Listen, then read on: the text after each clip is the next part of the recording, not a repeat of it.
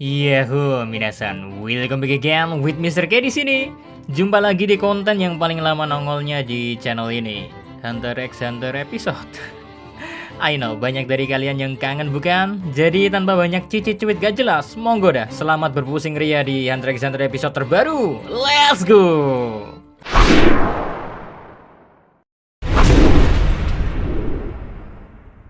Di episode sebelumnya berfokus pada anak buah Prince Benjamin, Rihan, yang setelah berhasil melakukan misinya menyingkirkan Nenbis Prince Sale-Sale. Kini Rihan akan berpindah posisi dengan Yusoshi yang menjaga Prince Fugetsu agar bisa melaksanakan misi selanjutnya untuk membongkar Nenbis Prince Fugetsu itu apa sih? Tentunya gak sekedar membongkar ya, karena Rihan tujuan aslinya menyingkirkan Nenbis Prince Fugetsu juga. Pertanyaannya sekarang, emang semudah itu mencari informasi Nenbis Prince Fugetsu? Bagi yang ingat cara Nenbis Prince Fugetsu bekerja, pasti sadar kekuatannya gak seperti Nenbis monster-monster yang dimiliki oleh pangeran lain. Ya, lebih jelasnya kita tengok aja dah di episode ini ada lanjutan rencana Rihan atau enggak. Hunter x Hunter episode 187 dimulai dengan menampilkan Prince Halkonbuk yang datang ke ruangan Raja Kakin dengan ancaman dan sedikit memaksa.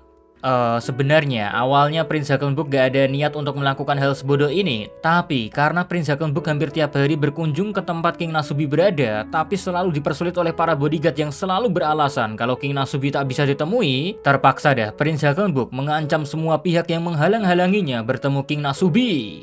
Pangeran ke-9 negeri Kakin ini guys, memang ngotot pengen bertemu dengan ayahnya dengan tujuan meminta ayahnya menghentikan ritual berdarah yang bisa membuat seluruh pangeran saling bunuh-membunuh. Tapi sayangnya King Nasubi gak mau menghentikan proses ritual karena semuanya sudah berjalan dengan sendirinya. Mustahil King Nasubi menghentikannya.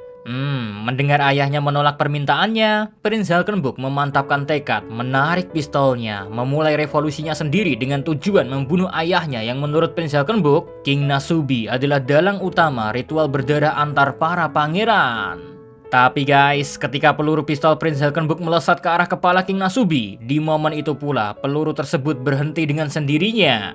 Seperti time stop lah, bahkan menariknya gak cuma time stop ya, peluru pistol King Nasubi juga jadi gepeng. Kenapa bisa begini? Well, jawabannya ada pada Nenbis King Nasubi yang mirip dengan Wewe Gombel. Nenbis King Nasubi lah yang menghentikan peluru tersebut. Strong juga ya sang Raja Kakin. Next, King Nasubi yang mau dibunuh oleh anaknya sendiri tak merasa ketakutan sama sekali, walaupun tadinya habis ditembak oleh anaknya. Malah, King Nasubi menyarankan pada Prince Halkonbuk kalau mau membunuh seseorang, usahakan selalu menembak 3 kali. Prince Halkonbuk jadi tambah emosi akan ucapan ayahnya. Tapi emosi pun percuma, mengingat dia gak bisa membunuh King Nasubi yang masih dilindungi oleh Nenbis. Prince Halkonbuk hanya bisa terdiam mendengar ocehan ayahnya yang seperti sudah memprediksi skenario yang dilakukan oleh Prince Halkonbuk. Misalnya, walau apa yang dilakukan Prince Halkonbuk bisa dikategorikan kriminal, tapi keadaan ini sudah diplanning oleh staf King Nasubi tak akan memberi dampak apapun. Tak akan ada hukuman sama sekali pada Prince Halkonbuk maupun timnya. Parahnya lagi, menurut staf King Nasubi, hal seperti ini hanyalah hasil dari latihan rahasia kalau ada pangeran yang memberontak melawan takdirnya.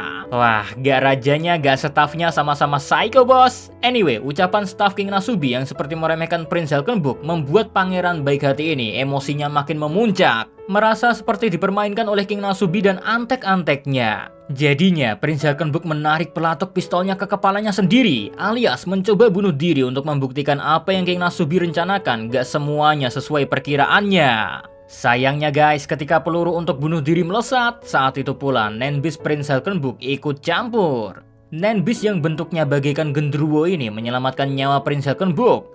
Menurut King Nasubi, Nenbis Prince Halkonbuk tipenya sama dengan milik King Nasubi. Dan seketika Prince Halkonbuk panik akan ucapan ayahnya. King Nasubi yang melihat gelagat anaknya kini panik, membantunya dengan sedikit penjelasan kalau ritual berdarah ini adalah karma dari kerajaan Kakin. Mencoba berlari dari kenyataan tak akan mengubah apapun. Mencoba bersikap baik demi keselamatan saudara-saudaranya juga gak akan mengubah apapun. Karena adanya ritual berdarah ini, semuanya demi satu tujuan, memilih sang Raja Kakin selanjutnya, memilih sosok raja yang pantas memimpin negeri Kakin dengan kepantasannya, walau harus membunuh kandidat Raja Kakin dari semua pangeran yang ada. King Nasubi juga menambahkan kalau Prince Halkonbuk merasa benci akan sistem kerajaan ini dan tak perlu ada raja, Maka Prince Halkenbook harus jadi raja terlebih dulu, barulah bisa membuat aturan sesukanya. Karena bagi King Nasubi, kehidupan para pangeran dipertaruhkan layaknya masalah paling fenomenal yang biasa disebut trolley problem. Sekedar catatan, trolley problem adalah sebuah teori psikologi tentang sebuah pilihan berat harus menyelamatkan satu orang tapi membiarkan banyak orang mati, atau menyelamatkan banyak orang tapi membiarkan satu orang mati. Ini adalah sebuah teori psikologi paling menarik terkait pilihan yang menyangkut maut. Apalagi kalau dalam trolley problem diberikan sedikit tantangan kalau posisi yang satu orang adalah sosok yang dikenal. Bah, makin mantap dah trolley problem ini. Sama halnya seperti yang saat ini dialami oleh Prince Halkenbook, di mana trolley problemnya, main poinnya adalah semua saudara dan saudarinya sesama pangeran. And now back to topic. Setelah Prince Halkenbook diberi nasihat oleh King Nasubi, kini sang pangeran ke-9 negeri Kakin ini telah menerima takdirnya untuk ikut dalam ritual berdarah. Dia akan menggunakan seluruh kekuatan yang dimilikinya, termasuk kekuatan nennya yang telah bangkit. BTW, informasi kebangkitan kekuatan Prince Halkenbook juga telah sampai pada Prince Benjamin. Menariknya lagi, Prince Benjamin yang terkenal angkuh dan sangat percaya diri akan kekuatannya bisa meraih posisi sang raja, kini setelah tahu adiknya sudah awakening, jadi merinding sendiri. Sampai-sampai memberikan perintah pada Shikaku yang berada di dekat Prince Halkenbook. Prince Benjamin memberi perintah pada Shikaku untuk segera menghentikan Prince Halkenbook apapun yang terjadi, sekaligus mengungkapkan pada semua anak buahnya kalau Prince Halkenbook adalah prioritas utama yang harus segera disingkirkan. Kenapa sang pangeran pertama takut? Well, mungkin jawabannya ada pada duel Prince Halkenbook melawan Shikaku. Di sini guys dijelaskan kalau kekuatan Prince Halkenbook adalah mengumpulkan aura nen pengikutnya menjadi sebuah aura yang bisa dikendalikan dengan bebas. Bisa jadi tameng luar biasa dan juga bisa jadi senjata panah, di mana baik panah dan anak panahnya terbuat dari aura nen yang sangat strong. Ketika anak panah nen Prince Halkenbook dilesatkan, anak panahnya bakal menembus pertahanan apapun, mau itu pertahanan fisik ataupun nen. Gak akan bisa menahan serangan anak panah ini. Gilanya lagi, anak panah nen ini bukan anak panah biasa, melainkan anak panah nen yang bisa menukar jiwa yang diincar oleh Prince Halkenbook dengan jiwa pengikutnya.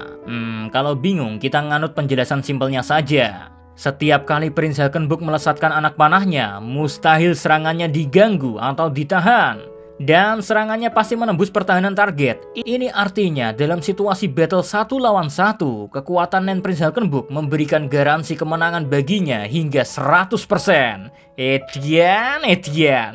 Next, pindah ke ruangan 1014, tempat di mana Kurapika berada. Di sini, Kurapika bingung luar biasa memikirkan hal-hal yang sedang terjadi di sekitarnya, terutama sosok assassin yang sampai saat ini belum ditemukan dalangnya siapa. Kurapika ingin segera menemukan asasinnya supaya bisa agak tenang dalam melindungi Prince Wobble dan Queen Oito. Tapi memang sepertinya Kurapika harus bersabar sekaligus tak boleh gegabah dalam menilai situasi. Apalagi meremehkan kemampuannya sendiri karena bisa sangat berbahaya untuknya. Mengingat musuh sebenarnya yang sangat merugikan Kurapika adalah dirinya sendiri.